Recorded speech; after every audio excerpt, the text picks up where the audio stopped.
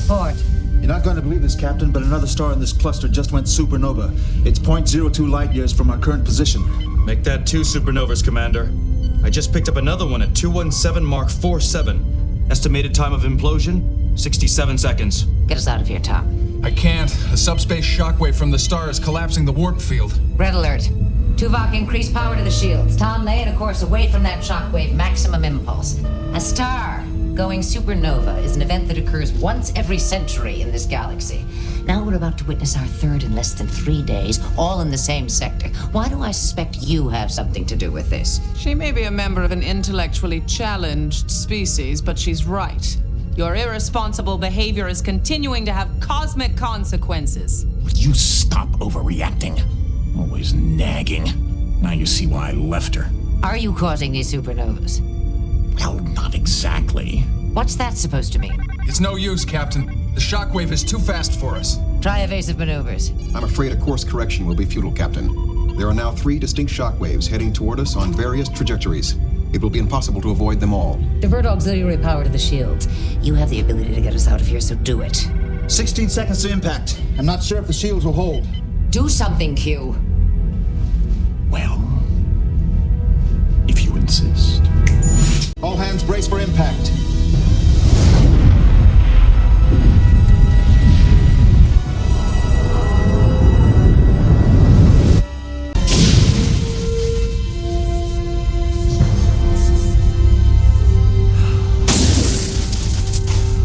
Report! Shield strength is at 20%. Hull damage on decks 9 through 14. Minor injuries reported on all decks. Warp drive is offline. Commander, according to these readings, the shockwaves have knocked us 16 billion kilometers from our previous location. I want to know what's going on here. Where's Captain Janeway? Let me go before I hurl this ship and everyone on it into the Therinian Ice Age. I don't think you can. Don't be ridiculous. I don't know how or why, but something's affected your powers. Otherwise, you wouldn't still be here, and you wouldn't have a bruise on your forehead. Now start talking before I hurl you into the brig.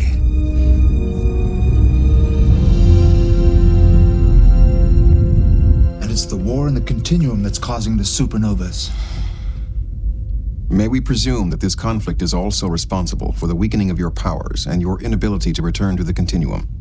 The Vulcan talent for stating the obvious never ceases to amaze me. How were Q and Captain Janeway able to re-enter the continuum and you weren't? I tried to return, but I was wounded in the process.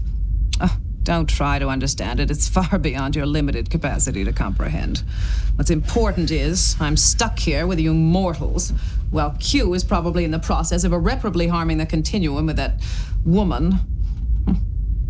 Tossed aside by someone 5 billion years younger. If it weren't so laughable, I'd cry. Look, we want our captain back, and you obviously want to get home. Why don't we help each other? How could you possibly help me? There's got to be some way to get back to the continuum besides snapping your fingers. Well, there is one possibility. But somehow I don't think this rickety barge or your half-witted crew members are up to the challenge. May I remind you, madam, that this rickety barge and its half-witted crew are your only hope at the moment.